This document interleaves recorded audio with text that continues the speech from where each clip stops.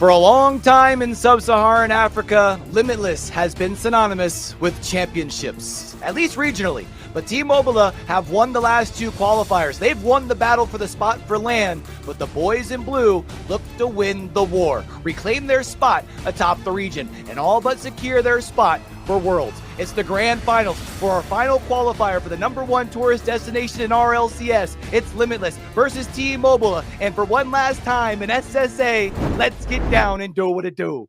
At the end of last split, of the teams that are like at the point chasing for second here, they were kind of the ones on the outside looking in. Nobody was really talking about, right? It's been them who's been able to come in this split.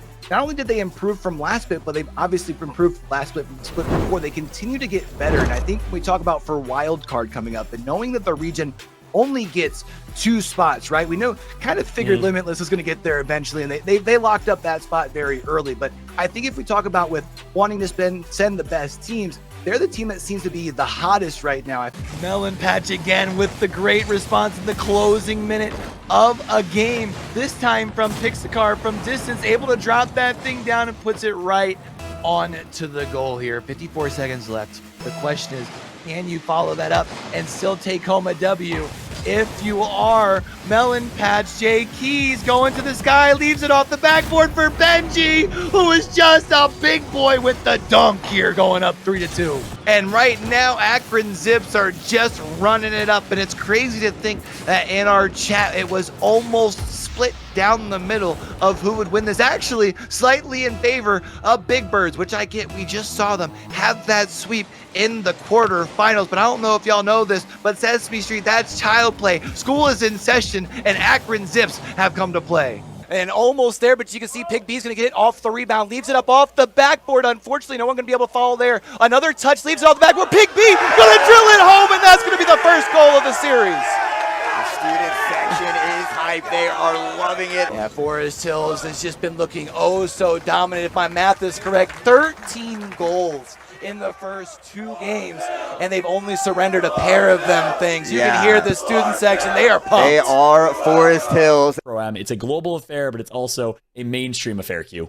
Man, it is absolutely beautiful. And we made it as a community, right? Onto Times Square. That's absolutely huge. The first of hopefully many to come. If that doesn't get you excited, Tom, I don't know what does. And I love this here. We're seeing 2 great peaks from Onmu to get some great damage here down. Sending the 2 other teammates to kind of wide swing, trying to expecting people to kind of wrap around that corner. Unfortunately, that black hole is going to cause some problems. This is Team Imperial Hal moving in. The RE45 absolutely shredding here. Going to try and at least make sure that we can clean things up, try and wrap up this last fight, spraying through the smoke, and Imperial Hal going to help clean up the rest of Team Onmu. Dreamfire looking to take another squad out. SP out of the lobby. We'll see you again back in match number 3. It does not look like Dreamfire's done though. Knows that there's a fight going on up here. Rolling up with the shotties here. 98 to the body. Oh my goodness gracious. Going to look to finish it up with the flatline. Now looking across the way. 3v2. Dreamfire on fire. Now we're getting ready for game 7. We're seeing the timeout. I love the call here, but I do feel like the big thing, at least for right now, I feel like if I'm Gateway, the big thing that I'm focusing in on is trying to find some way to shut down literally Johnny. We talk about it all the time when it comes to halftime sort of preparation changes. You got to be disruptive, whether it's a demo, whether it's a bump, because it seems like when literally Johnny is in motion, and especially when he is really allowed to get that extra space, he's been absolutely cooking in the kitchen. It really seems like literally Johnny's been the one that's helped lead the charge. So if I'm Gateway, that's who I'm looking for in game number 7. Oh, they've been letting the squad across the room know how they're feeling each and every round. They've come in locked and loaded, and they're trying to see how quick they can run things down. The one thing that really stood out to me was rather early on, Kratzer turned to his teammates and was like, why are we drawing these rounds out so long? That's confidence. And he talked about how much they were dominating on the scoreboard. So it's time to go to Ascent and see if Franklin Regional has what it takes to try and turn things around. And unfortunately for me, that's going to be all from your boy for the spring semester. Thanks for rocking with me all spring and helping us spread the word about TEC. But the job ain't done yet, y'all. We got to run it all back for the fall. So make sure over the summer, you're telling everyone you know, your mom, your dad, your brother, your sister, your aunt, your uncle, your neighbor, your dog walker, your mama in the trash can. Wait, what was I saying?